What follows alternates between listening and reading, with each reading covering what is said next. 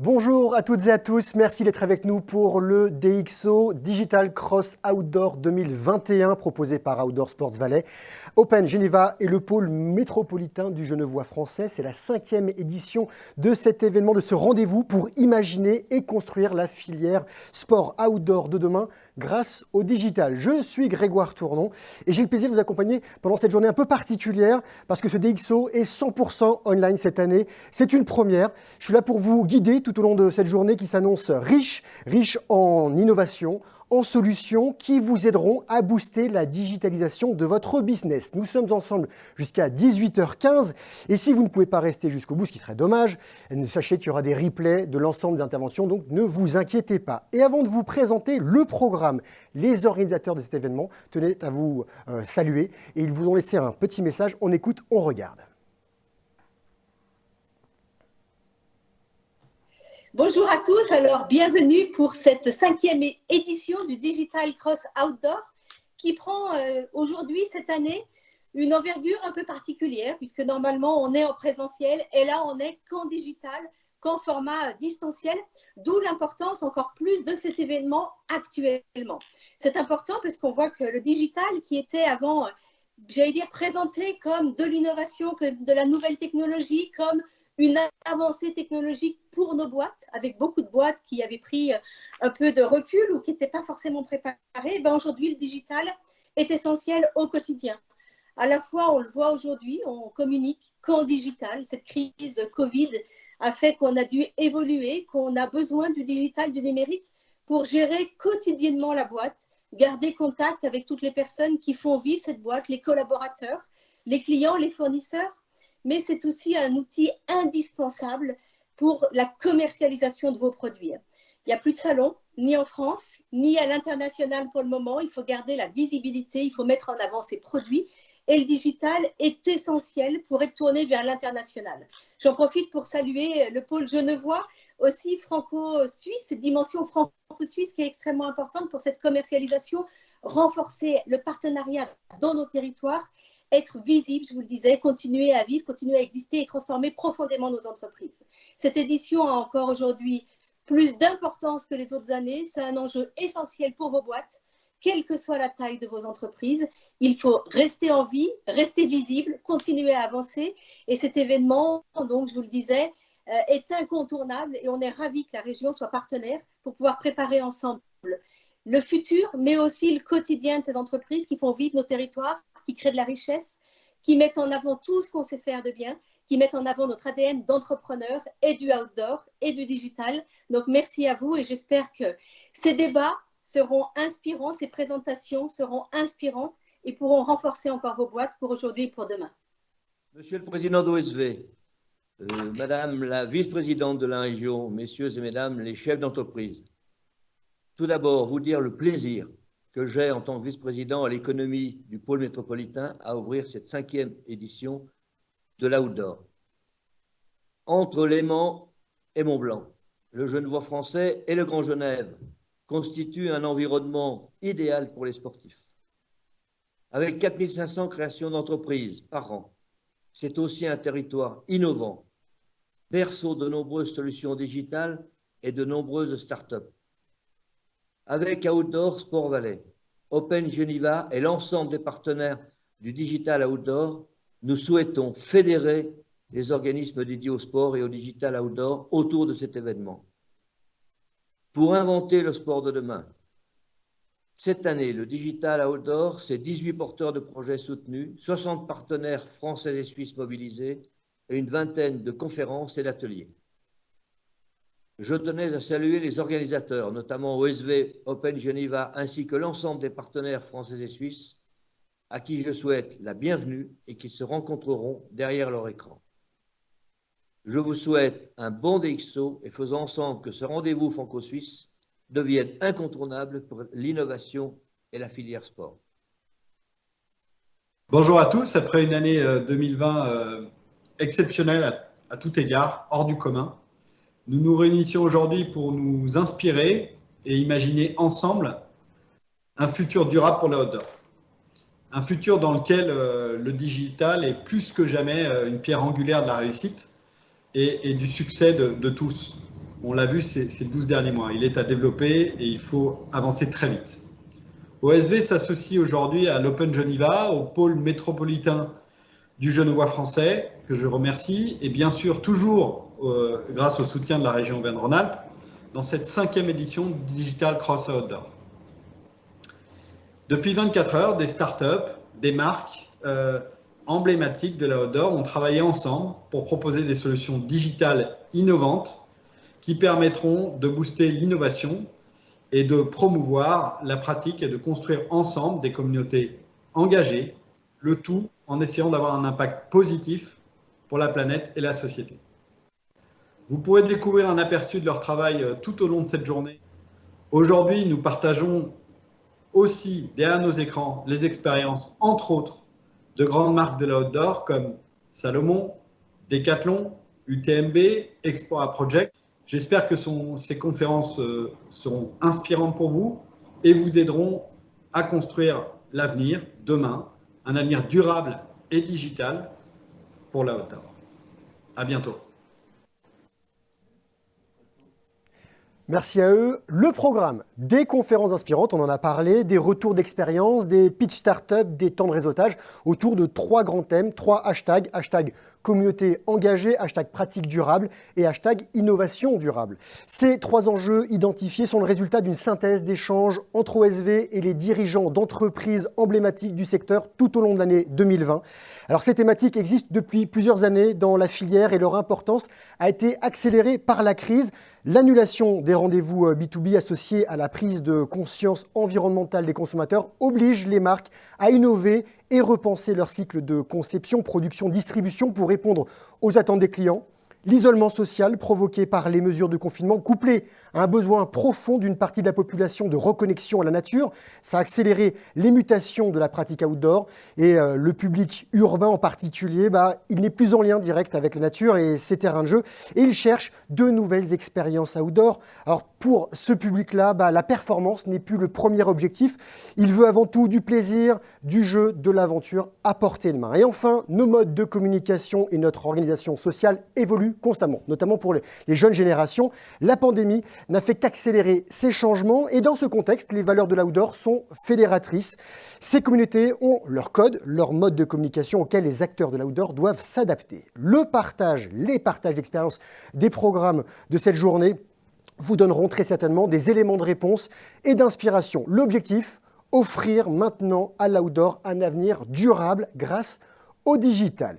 Il y aura 4 temps de réseautage organisés autour des enjeux thématiques de cette journée, des enjeux thématiques clés pour participer. Alors c'est simple, les 15 premiers d'entre vous qui cliqueront sur le lien de la page programme DXO Day Live pourront rentrer dans la salle. Je dis c'est simple, mais je vous en reparlerai tout au long de cette journée. Vous aurez alors 30 secondes chacun pour présenter et exprimer un besoin, poser une question en lien avec la thématique ou partager une solution. Et à la suite du DXO, nous échangerons les adresses mail des participants aux séances de réseautage, si bien sûr vous le souhaitez. Rendez-vous à 10h30, à 12h20, à 13h45 et 15h20. Et pour cette séance de 15h20, les thématiques seront libres. La salle virtuelle ne sera pas ouverte à 15, mais à 30 personnes. N'hésitez pas à rejoindre ces groupes de discussion pour élargir votre réseau et pourquoi pas créer des opportunités de business. Et vous verrez, même à distance, ça fonctionne très bien et je passerai dans les salles voir si tout se passe bien.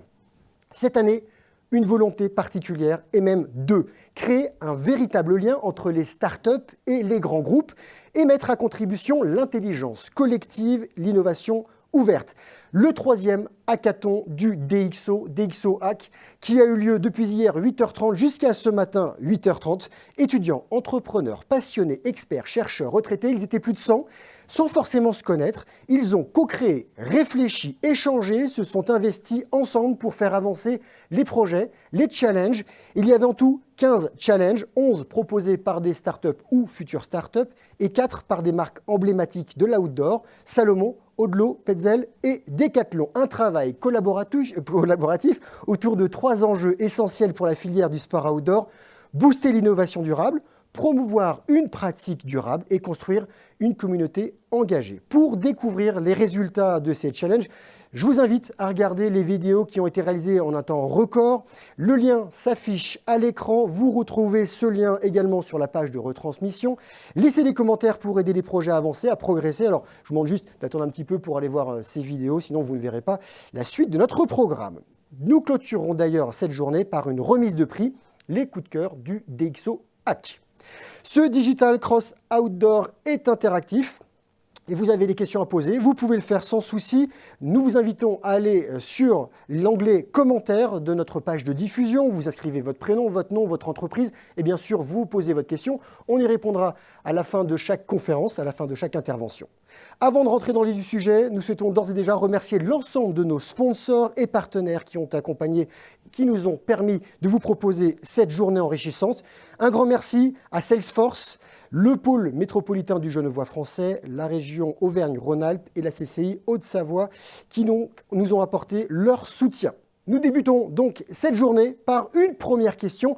Comment le digital peut aider à dessiner le futur de l'outdoor? Et pour y répondre, j'ai le plaisir d'accueillir, il va me rejoindre juste à côté, Emilien Arbé. Il y a 2 des 4 marques qui ont participé au DxO Hack. Emilien Arbé, bonjour, Digital Product Creation Manager chez Salomon. Et à distance, depuis Combloux, nous avons Jean-Marc Kerr. Jean-Marc, vous m'entendez? Chef de projet co-création Decathlon. Vous êtes avec nous, Jean-Marc? Oui, bonjour Victor, je suis avec vous, ravi d'être là, je vous entends très bien. On va commencer par une première question. Est-ce que déjà vous pouvez nous donner un premier aperçu de ce que vous avez fait sur ce hack? Comment ça s'est passé? On va commencer par Emilien. Bonjour Grégoire. Déjà c'était la découverte ce hack et avec une équipe pluridisciplinaire, on a avancé tout au long de la journée en se structurant au fur et à mesure. C'était très enrichissant. Donc on était sur un sujet, nous, qui était les échantillons virtuels, remplacement des échantillons commerciaux physiques par le virtuel. Donc voilà, une journée qui s'est terminée à peu près un peu avant minuit, où les acteurs se sont donnés tout du long. Jean-Marc, de votre côté? Écoutez, c'est un peu la même chose, hein. C'est une belle journée, belle expérience d'intelligence collective. J'ai très apprécié effectivement le côté vraiment autonome de la démarche, hein. On avait un cadre, on avait de bons outils digitaux, je trouvais aussi, donc ça c'est hyper pratique. Puis la journée s'est déroulée à notre rythme, etc. Donc on avait la chance aussi d'avoir des compétences qui étaient très complémentaires. Donc ça a été vraiment très fluide. Et on a terminé, alors pour certains très tard, hein, sur le montage vidéo, c'était au milieu de la nuit, en ce qui me concerne beaucoup plus tôt. Mais vraiment une belle journée, riche en partage, en interaction, très intéressant. Jean-Marc, qu'est-ce qui vous a incité à participer au hack? La co-création, l'échange? Je crois que, enfin, j'en parlerai tout à l'heure quand j'évoquerai la co-création plus tard dans la matinée, mais en ce qui concerne notre état d'esprit, notre façon de voir les choses à Decathlon, il y a vraiment une volonté d'ouverture vers l'extérieur de l'entreprise depuis maintenant 3-4 ans. En tout cas, je pense qu'on est beaucoup plus enclin à s'ouvrir et ça, c'est important. Cette opportunité-là, on l'a saisie pour cette raison-là. Déjà, notre état d'esprit est plutôt enclin de démarche. Première chose. C'est un événement qui est local. Et en ce qui nous concerne, sur les sports de montagne, nous sommes sur Passy, Haute-Savoie et sur Chamonix. Mais en tout cas, le volet local est hyper intéressant. Je crois que notre ancrage local est important. Nous sommes là depuis plus de 20 ans. Il n'en reste pas moins qu'on doit encore aller beaucoup plus loin. Donc cette démarche, on a été sensible à ça, je crois aussi. En même temps, les sujets et les thématiques qui ont été proposés sont des problématiques qui nous préoccupent depuis quelques années, qui sont hyper intéressantes, sur lesquelles il y a évidemment beaucoup de belles perspectives au niveau de la création d'entreprises, etc., d'initiatives diverses et variées. Donc ça, on s'est dit bon, on est en train de bosser là-dessus, on a fait un certain nombre de choses, on a envie de le partager aussi et surtout aussi finalement apprendre de l'ensemble des porteurs de projets, de l'ensemble des participants. Donc voilà, c'est un enrichissement aussi intéressant, une belle opportunité de réseauter aussi, de rencontrer des gens et de dire bon, Decathlon c'est une grosse boîte, on est en face de nous des porteurs de projets, des startups, des toutes petites entreprises, mais finalement on partage beaucoup de choses en commun. Hein. Et ça on l'a bien vu, notamment sur Outdoor, etc. Donc, voilà. Hein. Émilien, pourquoi avoir participé? Je rejoins Jean-Marc sur le fait que déjà c'est l'esprit collaboratif qui nous a poussé à participer à ce hackathon, tout en pareil en voulant ouvrir l'esprit de notre boîte. Et au final, c'est grâce au digital qu'on arrive à s'ouvrir aujourd'hui. C'est vrai que c'est relativement nouveau le fait de faire, on va dire, de l'open innovation pour nous. Clairement, c'était la recherche hier. Et puis ça fait aussi du bien d'avoir des compétences diverses. Et justement, vous avez rencontré quel type de profil dans le groupe? On avait une personne qui était spécialiste dans la réalité virtuelle et qui collait parfaitement avec le sujet. Donc Est-ce que votre sujet, c'était les échantillons virtuels et comment on réussit en fait le parcours digital pour faire accepter cette transformation de passer d'un échantillon physique vers de l'échantillon virtuel, puisque ça fait changer les modes de relation, les modes de fonctionnement. Donc cette personne répondait parfaitement aux besoins. Et puis on avait aussi des personnes qui avaient un gros background sur le terrain en tant que soit commercial, soit représentant d'une marque, qui donc pour qui le sujet tenait à cœur et faisait complètement sens avec les temps qui courent. Ça se passe comment? Il y a un véritable échange, on donne ses idées, on co-crée. On co-crée, ouais, clairement. Nous, alors ça fait du bien de sortir un peu aussi du cadre du quotidien, parce que le sujet, ça fait quelques années qu'on le traite, on le connaît un peu par cœur, ça s'implémente et ça se met en place maintenant. Mais d'avoir d'une vision et d'avoir une prise de recul de ces personnes-là, c'était très enrichissant. Jean-Marc, comment les hommes et la nature, tout en la préservant, vont se reconnecter? C'est le challenge proposé par Decathlon et nous sommes sur l'enjeu promouvoir une pratique durable. Pourquoi ce choix de thématique qui apparemment a attiré en premier les participants? Effectivement, donc j'ai pas participé à ce hack, hein, donc voilà, je travaille sur l'escape game, mais en tout cas, je connais bien la problématique et je viens de regarder la vidéo qui est très très sympa, hein, je la dirais. Moi, je pense que bon, c'est d'abord la cause, le sens. Hein, le sens, il est évident. En ce qui nous concerne à Decathlon, en tout cas, on travaille pour rendre accessibles les bienfaits de la pratique sportive au plus grand nombre. Hein. Et donc là, la plateforme Outdoor Decathlon, c'est une plateforme qui facilite l'accès à la pratique. Donc effectivement, il y a cette dichotomie. On va faciliter l'accès à la pratique des sports outdoor, de la randonnée en l'occurrence, mais d'autres sports outdoor. Donc il va y avoir de plus en plus de personnes possiblement qui vont être dans la nature. Et ce qu'on pense, c'est que ce plus grand nombre devra finalement se mettre à la préserver. Et donc, en même temps, on va pratiquer, on va plus pratiquer, on va peut-être en immersion beaucoup plus souvent et au contact de la nature, et ça, c'est formidable. Et c'est une formidable opportunité. Il y a beaucoup plus nombreux et de plus en plus nombreux à préserver ce terrain de jeu fantastique. Donc, bon, je pense que ça a parlé immédiatement à un certain nombre de personnes, et c'est un beau sujet qui nous dépasse, hein, mais chacun dans nos entreprises, dans nos métiers, dans nos missions, dans nos responsabilités. Enfin, si on peut faire avancer cette cause-là, c'est bien. Et votre initiative, le hackathon hier, etc., sur ce sujet-là, je trouve que c'est très très bien. Quoi. Je veux dire, c'est vraiment hyper intéressant d'avoir pu partager sur ce sujet. Je regarde les vidéos, il y a des choses qui sont hyper concrètes et qui nous parlent. Quoi. Voilà.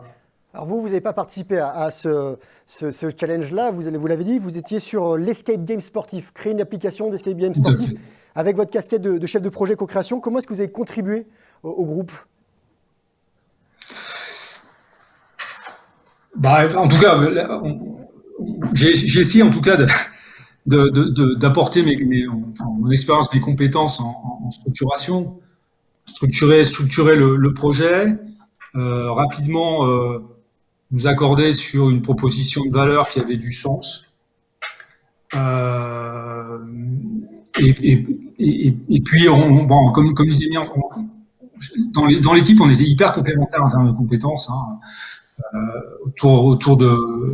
Dans l'équipe, il y avait évidemment le porteur du projet, un entrepreneur, une personne qui est un expert dans le management, dans tout ce qui est stratégie commerciale, business model.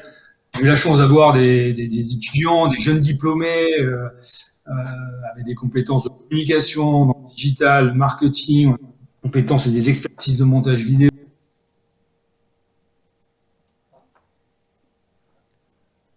On va retrouver Jean-Marc dans quelques minutes. Émilien, Virtual Sample, comment réussir son parcours digital? C'est le titre du challenge proposé par Salomon dans le cadre du hack.